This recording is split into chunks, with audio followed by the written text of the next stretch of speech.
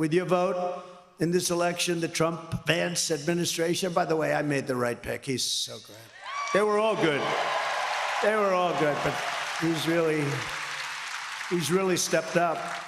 But the Trump-Vance administration will begin rapidly reversing every single Biden-Harris disaster starting on day one. And when you vote for Biden, you're probably voting indirectly for Harris anyway, whether you like it or not. It's common sense, it's all common sense, right? We will end the inflation nightmare that you would have never had. We had no inflation. See, there's another thing. Biden always goes around, I inherited 9% inflation. And even the radical left reporters up there, look at all of them. Whoa, they have a lot. They have a lot of them. They have a lot of them. Look at those cameras. But they'll start turning off as soon as I start mentioning certain things. I'll say, the red light.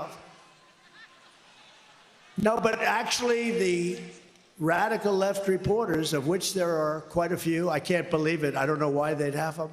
But the radical left reporters say, the guy's right. You know, wasn't it until 2 years in that we became destroyed with inflation?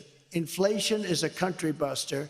It's a class buster. It busts everything, low income, middle income especially, and they get they're busted. The country gets busted. Look at Germany from centuries ago. Look at every country that's had inflation. And we had, I believe, the greatest inflation in the history of our country. They don't even report it properly because they leave the worst numbers out. They don't talk about interest rates that went to 10, 11, 12%, and you can't get the money. So what does that mean, 12%, if you can't get the money? It means it's higher from 2%. We will seal the border, and we will stop this terrible invasion that's destroying our country.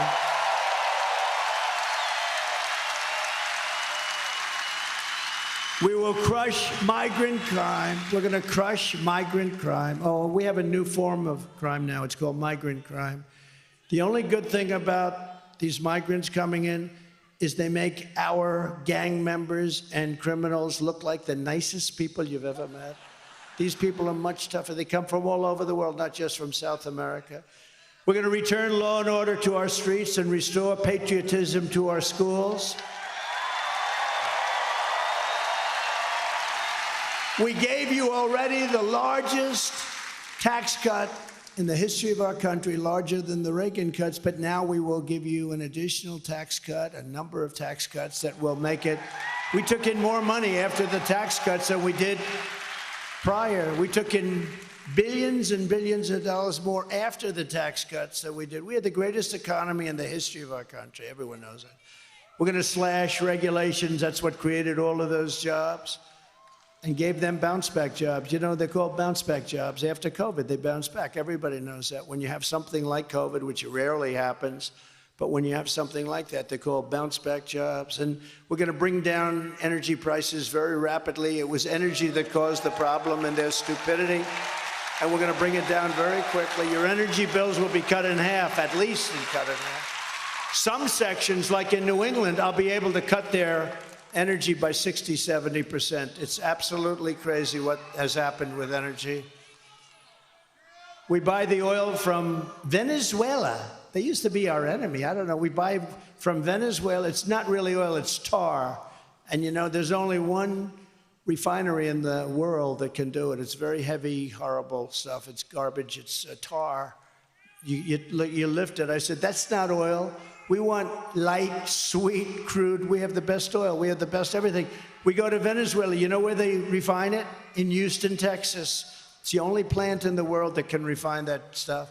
So we go to Venezuela. We pay them a fortune. We take that dictatorship. We make the dictatorship wealthy. These people don't know what the hell they're doing. They're incompetent. They're grossly incompetent. The biggest threat is because we have incompetent. That's the threat to democracy. It's a threat to our country.